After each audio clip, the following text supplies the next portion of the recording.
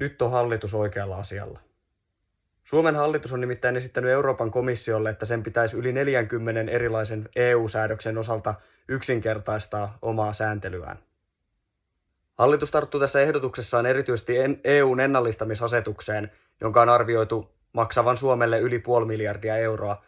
Lisäksi elinkeinotoiminnan ja yrittäjyyden sääntely on framilla. Euroopan unionihan on tunnetusti ollut aika kova poika sääntelemään tuota yritystoimintaa ja olisi todellakin Suomen edun mukaista, että me saataisiin tässä kehitystä käännettyä toiseen suuntaan. Liiallinen sääntely haittaa yritystoiminnan edellytyksiä ja erityisesti kun ollaan tilanteessa, että Suomeen tarvittaisiin talouskasvua, niin liikasääntely ei tule mitenkään kyseeseen. Nähtäväksi jää, mitä komissio tykkää hallituksen ehdotuksista. Kovasti toivon, että joskus tulevaisuudessa nähdään vielä sekin päivä, että Euroopan unionin yrityssääntely kevenee roimasti.